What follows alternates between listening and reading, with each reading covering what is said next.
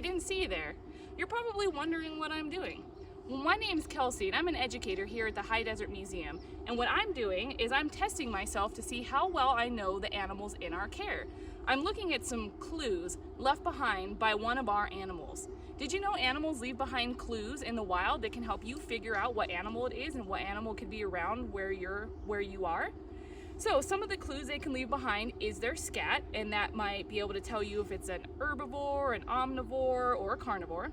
Some other clues they can leave behind is their tracks. That's a really helpful one to be able to figure it out. Or other things, if it's a bird, they might drop some feathers. If it's a scaled reptile, they shed their skin. Mammals might, get snagged on the bark of a tree and leave a little tuft of fur behind. So all those clues can help you figure out what animals are in your area. So let's look at some clues we have here from one of our animals, and you're gonna help me figure out which animal is in our collection. Is that something you can do for me? Great, thanks. So if you think you figured it out, you can start commenting in the sections, but I'm gonna go through all these clues that we have here, and then I'll ask you again if you hadn't figured it out to go ahead and comment in the comment section what you think it is. So first we're gonna look at some scat right here. So let's look at the size first. So here's my hand for comparison. It's much smaller than my hand, so probably not a very big animal. And then we can kind of see there's a lot of plant matter in here. So you can see there's a piece of hay, like hay and grasses. So I'm not seeing any bones, feathers, or fur. So that tells me that this is a herbivore, right? They're only gonna be eating plants and grasses and stuff like that, right? So if it was a carnivore, we could see bones, or we could see maybe feathers or a little bit of fur that the animal can't digest, right? So this animal is only eating plants. So they're not an omnivore eating meat and plants, and not a carnivore eating only meat. It's just an herbivore. So now let's look over here at some tracks. You kind of see this little pattern in the dirt right here. That's left over from our animal. So these little circular things are scales that are on this animal's, the bottom of their foot. So we got to think about what animal is going to have scales and on the bottom of their foot like that. And if we move over here, we can kind of see, here's a footprint here. There's that scale pattern and some nail marks. There's a slight footprint here, one here with those nails, and kind of another one right there. So we can see all four of these footprints and about how far apart the front from the back are. So we also know that it's a four-legged animal, so we can rule out our snakes, right? So we can see how far apart they are, and here's my hand, which is roughly 7 inches, so it tells you that this animal is not too big. And then another thing to point out is kind of right here in the middle is something in between these 4 feet was dragging on the ground. So we want to think of an animal that maybe doesn't have too long of legs, but would have a part of its body that might be dragging along the ground. Again, kind of round, flat feet, and then we can see nail marks on some of these. So what animal is gonna have some pretty visible nails? Wide, round, flat feet with scales on the bottom, short legs, and something dragging on the ground. So now, based on these clues that we have just looked at, I want you to help me figure out which animal in our care has left these clues behind.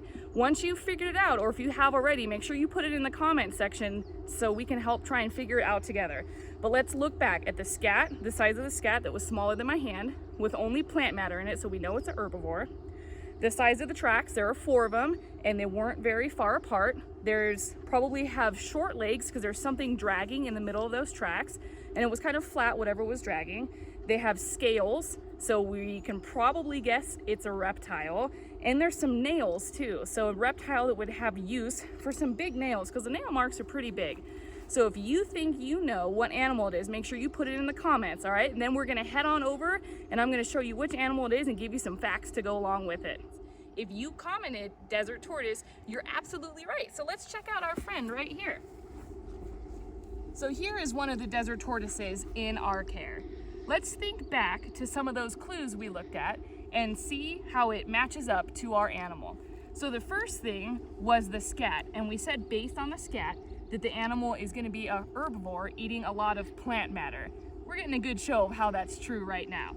This guy is not going to eat meat, not going to eat anything like that. He's just going to eat plants and grasses, He loves to snack on dandelion, so I'm kind of making sure that he can see this nice little treat for him right there. And there he goes.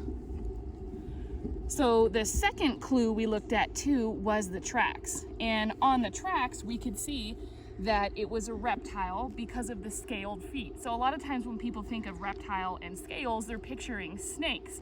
But what's great about this guy right here is he is a reptile. His scales look a little bit different, but you can see on his legs, he's got scales on his legs, and that pattern continues onto the bottom of his feet, and that's what left those circular marks in the dirt. And another thing too is these shapes on his shell are also a form of scales. Those are called scutes.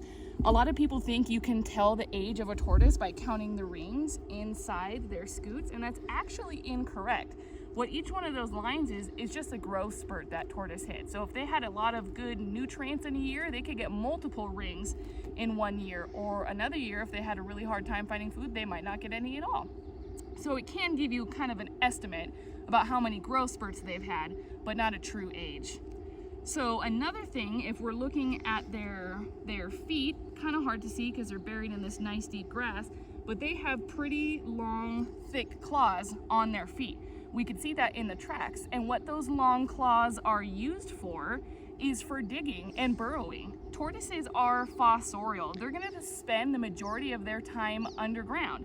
They live in the very southern part of the high desert, so you're not gonna see them if you're out hiking in Bend. But where they live, it can get pretty hot in the daytime and pretty cold at night.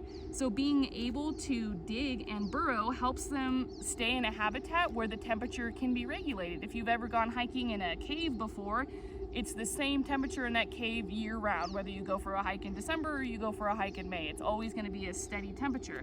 And that helps these tortoises regulate their body heat. So when it's really hot in the daytime, they can go underground where it's cooler. And when it can be really cold in the winter or at night, they're underground and that temperature stays pretty regular. If you ever do get lucky enough to see one in the wild, it's always good just to observe them from afar. We never want to pick them up. Sometimes when people see animals in the wild, they want to pick them up or pet them, get close to them, maybe take them and get a selfie, but you don't want to do that with these guys, and I'll tell you why. If they were to get picked up in the wild, they get really startled and they flush out their water. So they get their water from the vegetation that they eat, like grass and plants and flowers, and they can store that water in their body for a few months to help them stay hydrated in those really warm summer months. So you can see those claws a little bit better now, right?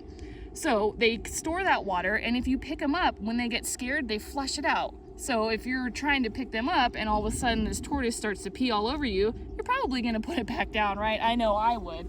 So if that happens, they've flushed out their store of water, which they use to keep them hydrated. And if they can't replenish that store of water quick enough, they can dehydrate and it can be really bad for them. So like we always like to say here at the High Desert Museum, if you care, leave it there. That goes for all types of animals that you find out in the wilderness. So I want to thank you for joining us, and hopefully you can use what I've talked about clues to help you kind of figure out which animals maybe might be around where you're hiking or enjoying the outdoors with your friends and family. So thank you for joining us. Bye.